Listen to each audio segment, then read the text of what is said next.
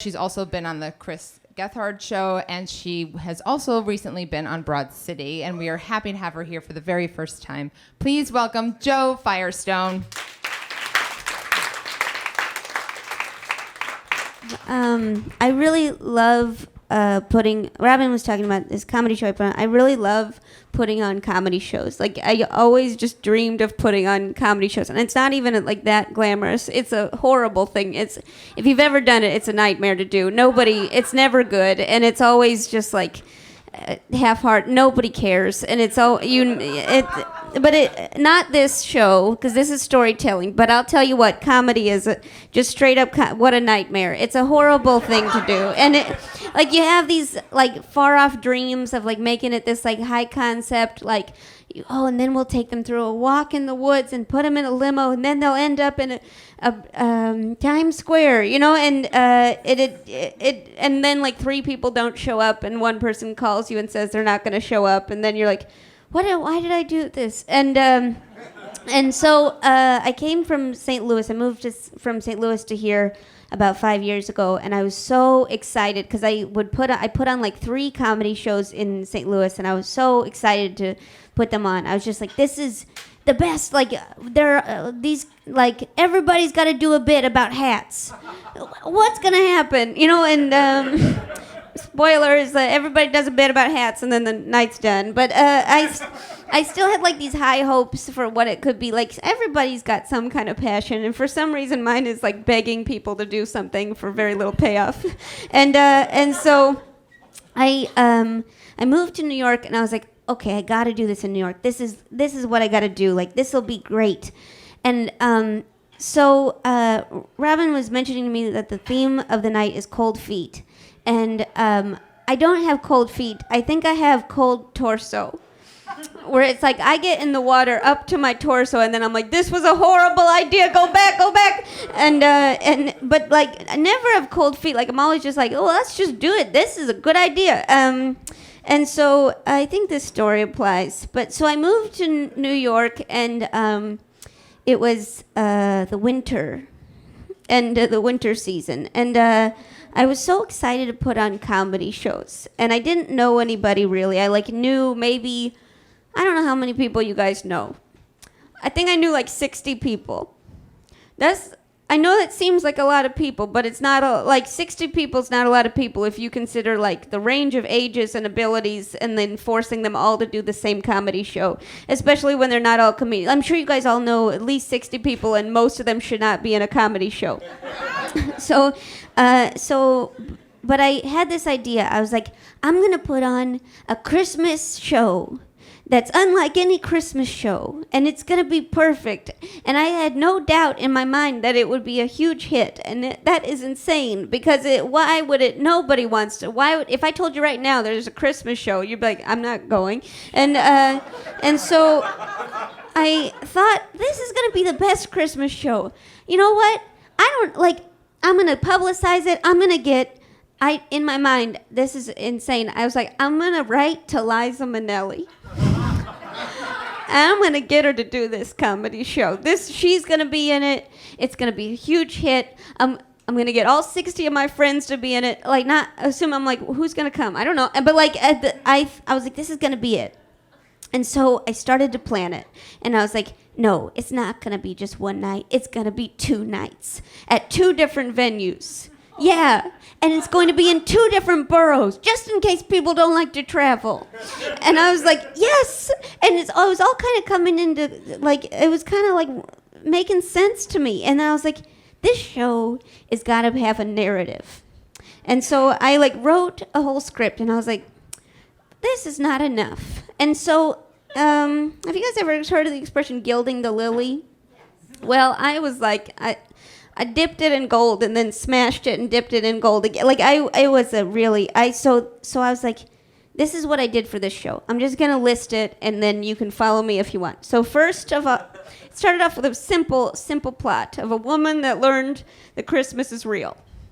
Sure, perfect plot. Okay, so then after that, I was like, it needs more dancers. And so I got like 6 of my more attractive friends that could move easily I got them canes and matching outfits, and I was like, we're gonna rehearse. And we did some pretty nasty choreographed dances. I mean, that was like, there's 6 hours of my life I'll never get back. Okay? And I was like, we don't need just dancers. No, we need, and meanwhile, I'm still waiting on this letter back from Liza. Okay? The letter has been sent. And in the meantime, I think, what can we do to make it big? And I think, you know what else we need? We need more dance. And I was like, let's get, you know what, I found these animal masks. I got 3 friends to take off their shirts and dance like animals. Like, why? That doesn't have anything to do with Christmas. I don't think I knew what Christmas was. And then, okay, so I was like, okay, I got that. What else do we need? We need a live band. Okay, and at this point, I'll tell you what. At this point, let's just say I had spent $500. Okay, and let's say at this point in my life, I had $2,000 to my name. Okay, so we're at about 25% of my total life. Okay, so we're at that, and just so we know, rent costs $1,000 at this time because I'm paying for my boy. It doesn't matter. Okay, so then, so we got this. Right. So I'm like, what's going to make this special? What's going to make people come? So I write to this, these women that I know are a pair that they do a lot of performance together. I say, what if you guys wrestled? What if there's a wrestling match? So right now there's dancers, there's animal dancers. I'm still waiting on Liza, and now there's a wrestling match. And I said, why not in pudding? So we got pudding wrestlers, okay? Meanwhile, there's also the plot of the woman learning what Christmas is. The Liza Saves Christmas. Okay, so I got that going, and I'm like, it's got to be bigger. And I'm still like knee deep. I'm still thinking this is going to be the hit. This is going to be the biggest thing that comes to New York. And so I write to a potato chip company. This is where my brain has gone away. And so I was like, attention, whoever it may concern, I'm about to put on a huge production. This is going to be the next big Christmas show after the Rockettes. This is huge. Can your potato chip company sponsor this show?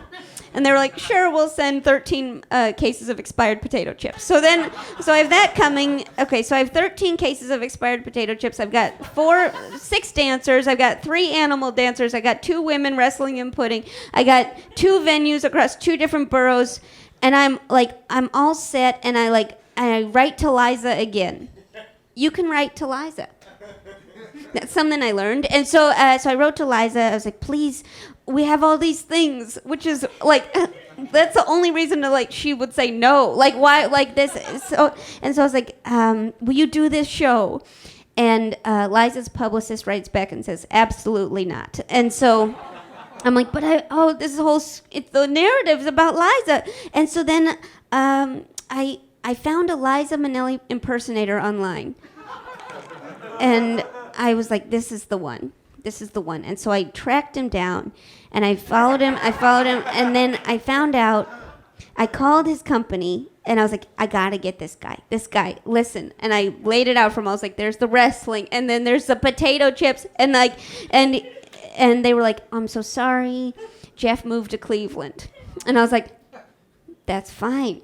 Because I was still about this. I didn't know that it was going to be, I couldn't know. I thought it was still going to be a hit. And so I called up Cleveland, Jeff, and I said, listen, we need you. This show is going to be huge. And he was like, really? And I was like, yes. And I mean, can you imagine just getting a random call from a person with my voice saying, come do this? It just, and so I said, you got to do it. And he said, well, I don't have a lot of money right now. That's why I moved back to Cleveland. And I was like, I'll pay your way. And he's like, really? And I was like, yes. And he's like, where will I stay? And I was like, I'll pay for your hotel. So at this point, I'm at $1,500 spent on the show. So that's $500 left for my life. And so then I'm like, this is great. And so he flies in, and he's there, and I'm so stoked. And the show the night of the show happens. It's the first night. We start in Manhattan, go to Brooklyn next night. Start in Manhattan. Nobody shows up. And I'm like, that's okay. They're all in Brooklyn. They're just waiting for Brooklyn. That's a practice. It's a practice show. So the next night, we do Brooklyn. And I'm like really pumping everybody up. I'm like, this is a show. This is going to be the biggest night of our lives. And Brooklyn comes, and nobody shows up. And I'm like, okay, what has happened? And at this point, I get the cold torso. And I'm like, I am a failure? What? And it all kind of comes crashing down on me. And of course, also the Liza Minnelli impersonator, he misses his flight, and he has to stay in the hotel another night. There goes the other 500. So I'm broke, and I've embarrassed myself in front of all 60 of the people I know in New York who have all had to dress up in absurd costumes. Some of them are covered in pudding, and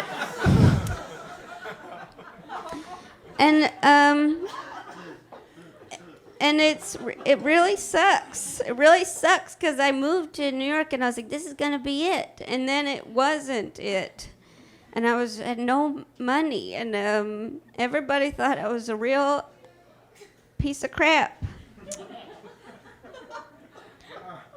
But I guess the lesson is you should do that.